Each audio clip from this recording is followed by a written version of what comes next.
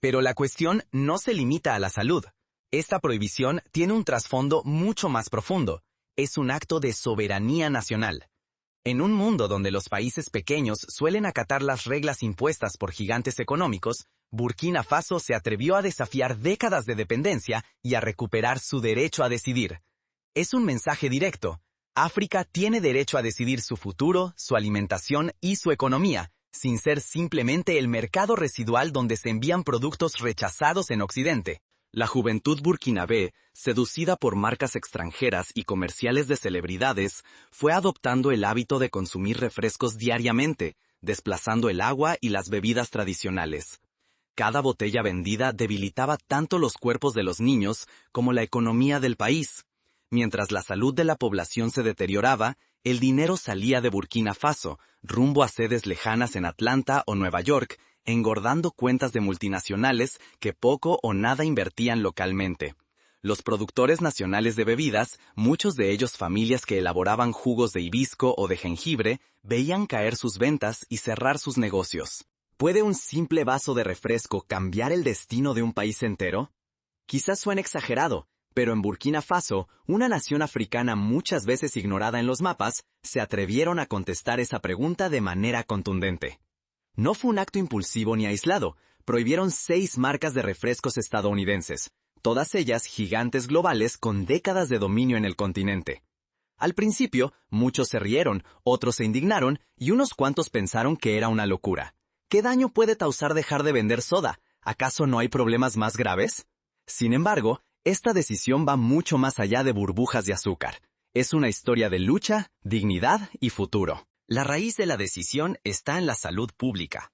Durante años, los refrescos importados no solo llenaban estantes en tiendas y neveras en casas, sino también camas de hospitales. Médicos y enfermeros veían cada vez más niños y jóvenes ingresados con diabetes tipo 2, obesidad mórbida, hígados grasos, caries severas y complicaciones renales. Las estadísticas oficiales muestran que, en menos de una década, los casos de diabetes infantil en Burkina Faso se triplicaron, y la obesidad entre adolescentes se multiplicó por 5. En hospitales de la capital, Ouagadougou, los médicos relataban historias de niños de apenas 9 o 10 años que necesitaban insulina diaria, y adolescentes con síntomas de enfermedades cardíacas antes impensables a esa edad. Las burbujas que chisporrotean en las sodas esconden veneno y una larga historia de manipulación que casi nadie se atreve a nombrar. Detrás de una apariencia inocente se esconde un sistema complejo de intereses, publicidad y poder. Pero, ¿cómo llegó Burkina Faso a tomar una decisión tan audaz? La respuesta está en una serie de eventos que desataron un debate nacional sin precedentes. Fue un proceso doloroso, pero también inspirador, que demostró que el cambio es posible cuando sociedad y gobierno se unen en torno a un objetivo común. Ignorar este gesto sería aceptar la enfermedad, la sumisión y la pérdida de tradiciones. Si los africanos no toman el control de lo que consumen, arriesgan no solo su bienestar, sino el futuro de un continente que quiere ser libre y fuerte. La historia está llena de ejemplos de cómo la alimentación puede ser un arma de control. En la India colonial, los británicos fomentaron el consumo de productos importados mientras las industrias locales eran destruidas. En México, la llegada de refrescos industriales desplazó el consumo de aguas frescas y atoles, trayendo consigo una explosión de obesidad y diabetes que hoy es una crisis nacional. Burkina Faso aprendió de esas lecciones y decidió actuar antes de que fuera demasiado tarde. Durante décadas, gigantes occidentales inundaron África con sodas dulces y anuncios relucientes. Las latas y botellas llegaban incluso a los pueblos más remotos, acompañadas de promesas seductoras: felicidad, éxito, modernidad. Muchos niños y jóvenes crecieron creyendo que beber refresco era sinónimo de ser cosmopolita y tener éxito. En las fiestas escolares, en cumpleaños y celebraciones familiares, la soda se volvió protagonista, desplazando al agua y a los jugos naturales. A modo de ejemplo, en las zonas rurales de Ghana, un estudio mostró que 7 de cada 10 niños preferían refresco a cualquier otra bebida, y en Burkina Faso la tendencia era similar. Pero esa modernidad tenía un costo oculto. El consumo de soda comenzó a desplazar poco a poco al agua, incluso entre los más pequeños. En muy pocos años, la soda dejó de ser un lujo y se volvió la bebida diaria en muchísimos hogares. Los hospitales pronto empezaron a llenarse de casos ignorados hasta entonces. La diabetes, la obesidad, las enfermedades cardíacas y renales crecieron de forma alarmante en toda la región. El doctor Ouattara, jefe de endocrinología en el principal hospital de Ouagadougou, recuerda cómo hace 20 años atendía a 1 o 2 niños diabéticos al mes. Ahora atiende a 10 o 15 cada semana. Lo que parecía solo una moda inocente, se transformó en una amenaza real para la salud y el futuro de la infancia africana, pero también para la soberanía de todo un continente. Para médicos y familias, cada sorbo era un recordatorio. Detrás del dulzor había dependencia, olvido, un lazo invisible que los ataba al extranjero. La salud fue la primera víctima, pero no la única. Bebidas tradicionales como el hibisco, el jengibre o el mijo empezaron a desaparecer de las mesas. Las recetas que las abuelas enseñaban a sus nietos se olvidaban, y los pequeños agricultores que cultivaban estos ingredientes veían cómo la demanda caía. Las tradiciones, los sabores y la memoria local perdían terreno ante la invasión de lo foráneo. Cada botella vendida era una victoria para los gigantes internacionales y una derrota para los productores africanos que veían cómo se escapaba el control económico de sus manos. El mercado de jugos de hibisco, que en los años 90 era fuente de ingresos para decenas de miles de familias, se redujo a menos de la mitad en solo una década. Sin embargo, el problema va mucho más allá de la salud. Tras cada lata de soda se esconde un sistema, una red de intereses que une publicidad, economía y poder, y que amenaza mucho más que los cuerpos de quienes la consumen. El sociólogo senegalés Mamadou Diop lo resume así: cada vez que África importa un producto innecesario, exporta su futuro. En este contexto, la decisión de prohibir varias marcas de soda estadounidenses no es solo una medida sanitaria. Es un acto de rebelión y dignidad frente a las fuerzas que buscan definir el destino del continente. Es, como ocurrió en la Sudáfrica del apartheid, cuando se boicotearon productos internacionales para reclamar justicia, un llamado a la autodefinición. Cada sorbo se convierte en una batalla silenciosa entre salud y dependencia. Tras el brillo engañoso de una botella de soda, se esconde una lucha feroz por el destino y la soberanía de todo un país. No es casualidad que, en los años 60, durante las luchas por la independencia, muchos líderes africanos insistían en comer lo propio, vestir lo propio y beber lo propio como condición para la verdadera libertad.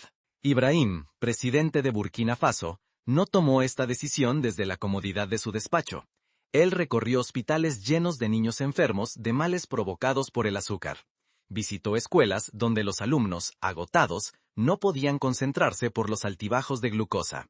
Vio el precio real de la dulzura importada, infancias truncadas y futuros hipotecados. La salud de su pueblo estaba siendo subastada al mejor postor. Las sodas que llegaron desde Occidente no solo ofrecieron dulzura, representan lo que muchos llaman imperialismo de la salud, una industria que privilegia las ganancias extranjeras por encima de la vida de millones de africanos. Los anuncios prometen alegría, pero las cifras cuentan otra historia: más diabetes, más obesidad, más enfermedades cardíacas. El patrón se repite: productos nocivos y baratos para África, versiones reguladas y saludables para otros mercados. En Europa Occidental, por ejemplo, las mismas marcas venden versiones con menos azúcar o con advertencias sanitarias, mientras en África las restricciones brillan por su ausencia. El precio de este intercambio es devastador. Cada año, miles de millones de francos salen de Burkina Faso, volando hacia accionistas en Norteamérica, mientras las comunidades locales carecen de agua limpia, clínicas y escuelas dignas. Un solo ejemplo: con el dinero gastado en refrescos en Burkina Faso en un año, se podrían construir más de 100 escuelas rurales o dotar de agua potable a miles de familias. La riqueza natural y humana del país se escurre hacia el exterior, dejando solo enfermedades y una dependencia asfixiante. ¿Por qué invertir en importaciones dañinas si el campo africano rebosa de frutas, hierbas y cereales que pueden alimentar y enriquecer a su propia gente? Por eso, la prohibición de 6 marcas estadounidenses no es solo una cuestión de salud pública, es un acto de defensa económica, proteger la riqueza local, dar prioridad a los agricultores y productores autóctonos, y romper el ciclo de empobrecimiento que perpetúa el dominio externo. Elegir lo propio es reconstruir el orgullo y rescatar la economía familiar. En este sentido, la experiencia de Etiopía con su café nacional es inspiradora. Al priorizar el consumo y la exportación de su café, Etiopía logró fortalecer su economía y posicionarse en el mundo como ejemplo de soberanía alimentaria. Enfrentarse a este gigante tiene un precio. Las presiones internacionales llegaron sin demora. Diplomáticos, amenazas económicas, campañas de desprestigio en medios extranjeros. Todo para que Burkina Faso retrocediera. El poder de las multinacionales, acostumbradas a doblegar gobiernos, entró en escena. Ibrahim y su equipo saben que ceder solo reforzaría el estatus de África como basurero global, un lugar donde las reglas no importan y la salud se sacrifica por beneficios ajenos. Pero la valentía de este liderazgo no se mide en palabras. Es acción concreta, riesgo real, desafiar a quienes siempre dictaron las reglas. La decisión de Burkina Faso se transformó en una declaración de dignidad y en un ejemplo potente para otros países africanos que observan atentos. El eco de esta medida se escuchó en asambleas estudiantiles en Costa de Marfil, en debates de radio en Senegal y en columnas de opinión en Nigeria. La chispa ya está encendida y comienza a cruzar fronteras. Lo que inició como una prohibición local está inspirando debates en todo el continente, despertando una nueva conciencia sobre lo que significa en verdad la independencia. Los sindicatos de agricultores de Togo y Benín enviaron cartas de apoyo a Burkina Faso, y algunos partidos políticos propusieron medidas similares en sus parlamentos. A medida que la noticia se expande, surgen nuevas alianzas y resistencias inesperadas. El impacto de esta decisión apenas comienza a sentirse en la región. En Ghana, asociaciones de padres de familia han empezado campañas para limitar la venta de sodas en escuelas. En Nigeria, líderes comunitarios discuten cómo revivir bebidas ancestrales como el kunu y el zobo. Cuando un país se atreve a decir no, otros sienten que también pueden. El temblor de Burkina Faso ya sacude Ghana, Nigeria, Senegal y Sudáfrica. Presidentes africanos observan y se preguntan, ¿y si nosotros también? Lo que fue una chispa de soberanía ahora crece, lento pero imparable. Historias similares se han dado antes. Cuando Uganda prohibió la importación de ropa usada para proteger su industria textil, al principio fue criticada, pero luego inspiró a Ruanda y Tanzania a hacer lo mismo. El cambio, cuando es justo, suele extenderse. El tema salta de los despachos al pueblo. Padres y madres lo discuten en escuelas, médicos en clínicas, jóvenes en universidades. El mensaje se contagia. Cuidar la salud es defender la dignidad. Artistas y activistas lo pintan en murales, lo cantan en canciones afrobeat, lo comparten en redes sociales como hashtag de vida africana o hashtag soberanía en el vaso. Lo que empezó como decreto se transforma en cultura. Pero no todos celebran. Grandes corporaciones occidentales sienten su poder amenazado y reaccionan. Mandan diplomáticos con promesas y amenazas, organizan campañas para convencer a la opinión pública, presionan en embajadas y foros internacionales. En la prensa extranjera, los titulares gritan populismo peligroso y ataques al libre mercado. Algunos expertos occidentales advierten sobre posibles represalias económicas, como sucedió cuando Bolivia nacionalizó su gas o cuando Sudáfrica implementó políticas de empoderamiento económico negro. El debate sobre la dependencia estalla. Surgen preguntas. ¿Qué otros productos podríamos dejar? ¿Cuánta libertad tenemos para decidir? La conversación sobre soberanía se extiende. Ya no es solo sobre refrescos. Ahora apunta a tecnología, semillas y educación. Intelectuales africanos recuerdan el ejemplo de Thomas Sankara, el revolucionario burkinabé que en los años 80 promovió el consumo local y la autosuficiencia como pilar del desarrollo. Ahora, mientras las tensiones aumentan y las miradas del mundo se fijan en África, la pregunta es, ¿quién dará el siguiente paso? ¿Y hasta dónde llegará este nuevo fuego de soberanía? Mientras tanto, la identidad africana se renueva desde abajo. En mercados y casas, bebidas de hibisco, jengibre, sorgo y baobab vuelven a brillar. Jóvenes presumen de lo local, los mayores recuerdan sabores de su infancia. El orgullo africano se levanta en cada vaso. Iniciativas como Vuelve el Hibisco, donde cocineros y mixólogos reinventan bebidas tradicionales en bares de moda, muestran cómo la cultura puede adaptarse y crecer. Pero este despertar trae riesgos. Las amenazas económicas de Occidente pueden traer menos inversiones, boicots comerciales y campañas mediáticas hostiles. El contrabando de refrescos, la publicidad clandestina y la presión sobre gobiernos serán obstáculos reales. En Sudamérica, cuando Ecuador subió los impuestos a la soda, aparecieron redes ilegales de importación. Pero la oportunidad es única, un cambio cultural profundo, contagioso, capaz de redefinir el futuro de todo un continente. ¿Cómo convertir una prohibición en una prohibición cotidiana y duradera?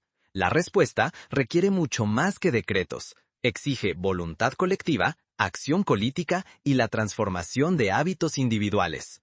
La historia demuestra que los cambios de fondo requieren tiempo, constancia y creatividad. Por ejemplo, en Hungría, la implementación de impuestos a productos azucarados solo funcionó cuando fue acompañada de campañas educativas y apoyo a la producción local. Para que el gesto simbólico se traduzca en cambios reales, el gobierno debe reforzar sus fronteras y, sobre todo, educar. Informar a la población sobre los riesgos de los refrescos importados y los beneficios de consumir productos propios es esencial. Así se combate el contrabando y se fortalece la conciencia nacional. Organizar talleres, programas de radio y campañas escolares donde se expliquen los daños del azúcar y se celebren las bebidas tradicionales puede marcar la diferencia. Cerrar puertas no basta. Hay que abrir caminos. El Estado tiene la responsabilidad de acompañar a trabajadores y comerciantes para que puedan reinventarse, capacitar a pequeños vendedores, apoyar a productores locales y ofrecer incentivos claros ayuda a suavizar la transición y protege el tejido económico. Un ejemplo práctico. En Marruecos, la promoción del té nacional generó miles de empleos y redujo la dependencia de bebidas importadas. Invertir en la producción y promoción de bebidas ancestrales africanas es una jugada doblemente estratégica. Por un lado, rescata saberes y sabores tradicionales. Por el otro, genera empleos y riqueza que permanecen en el país. Hibisco, jengibre, mijo, baobab, estos ingredientes pueden conquistar mercados si reciben apoyo, innovación y visibilidad. El gobierno podría crear ferias gastronómicas, incentivar a restaurantes y hoteles a usar productos locales, y premiar la creatividad en la reinvención de bebidas tradicionales. La resistencia no siempre se expresa con armas ni gestos grandilocuentes. A veces basta con decidir. Elegir un jugo local, rechazar lo que nos daña, celebrar lo propio. Cambiar un hábito de consumo es un acto político y cultural capaz de desafiar décadas de influencia externa. Como dijo un activista de Burkina Faso, cada vaso de hibisco es una victoria silenciosa sobre el olvido. Los beneficios para la salud son inmediatos y sostenibles. Menos azúcares y aditivos significan menos diabetes, menos obesidad y menos enfermedades cardíacas. Esto libera recursos públicos para educación, infraestructura y desarrollo social. En un año, el dinero ahorrado en tratamiento de enfermedades asociadas al consumo de soda podría financiar bibliotecas y centros deportivos para miles de jóvenes. Pero los riesgos acechan. Si la estrategia fracasa, el mercado negro puede expandirse y la nostalgia por productos extranjeros resurgir. Sin embargo, si la comunidad logra adaptarse y enorgullecerse de sus bebidas, el éxito puede transformar la economía y la identidad de todo un país. En Corea del Sur, el renacimiento de las bebidas tradicionales como el siké y el sujonghwa se logró gracias a la colaboración entre gobierno, industria y sociedad civil. La historia enseña que los grandes cambios rara vez empiezan con revoluciones violentas. Suelen iniciar con pequeños actos de valentía repetidos cada día. Dejar una botella en el estante, preferir lo local, contagiar el ejemplo. Así comienza una revolución sostenible. Los boicots al azúcar en el Caribe colonial, la campaña antirrefresco en México, la promoción de mate en Argentina frente al avance de sodas internacionales. Todos comenzaron con gestos individuales que se volvieron colectivos. La revolución empieza en el vaso que eliges cada día. Parece sencillo, pero cada vez que decides qué beber, eliges mucho más que un simple sabor. El acto diario de beber es el escenario de una batalla invisible. Salud o enfermedad, sumisión o autonomía, olvido o dignidad. Pero, ¿qué sucede cuando la presión internacional aumenta y los intereses extranjeros buscan restaurar su dominio? El desenlace de esta batalla no está escrito. La historia ofrece ejemplos de victorias y retrocesos. En los años 70, Chile intentó nacionalizar su industria alimentaria, pero las presiones externas fueron feroces. Sin embargo, el ejemplo de India, que logró proteger su industria láctea y convertirse en uno de los mayores productores del mundo, demuestra que la resistencia puede triunfar si cuenta con apoyo popular, visión política y alianzas inteligentes. Burkina Faso rompió el silencio. Al prohibir 6 refrescos estadounidenses, no solo cuidó la salud pública, desmanteló parte de un dominio económico y cultural que llevaba décadas. Es la prueba de que la libertad se cultiva en gestos cotidianos, pequeños pero cargados de poder. En el siglo XIX, la India desafió el monopolio británico sobre la sal con la Marcha de la Sal de Gandhi. Hoy, Burkina Faso desafía el dominio de las multinacionales del azúcar con una decisión soberana. La dependencia nace de la costumbre, pero también puede terminar con una sola decisión. Cada sorbo puede convertirse en resistencia. Apoyar a productores locales, rescatar recetas ancestrales, fortalecer la economía de tu comunidad. En Senegal, la popularización del Bissap como bebida nacional ha inspirado a generaciones de jóvenes a sentirse orgullosos de su herencia. No es solo una cuestión de Burkina Faso, ni de África. Es una advertencia para todos. La soberanía real se defiende cada día, en la mesa de cada familia. Si hoy miras tu bebida y te preguntas de dónde viene, a quién beneficia y qué deja en tu cuerpo, ya has dado el primer paso hacia la independencia. Aceptar lo impuesto es renunciar a tu salud, tu futuro, tu identidad. Pero detenerte, cuestionar y elegir conscientemente es, en sí mismo, un acto revolucionario. ¿Y si, en lugar de abrir una lata importada, volvieras a las bebidas tradicionales, esas que alimentan y te conectan con tu historia? En México, el resurgimiento del pulque, marginado durante décadas por la llegada de refrescos, demostró que lo ancestral puede volver a ocupar su sitio. Hoy la revolución está servida. ¿Te animas a brindar por tu soberanía? El precio de no cambiar es demasiado alto. Enfermedades, pérdida de futuro, culturas arrasadas por la comodidad y la publicidad. Pero el premio de elegir es gigantesco. Salud, dignidad y la alegría de saber que recuperaste el control.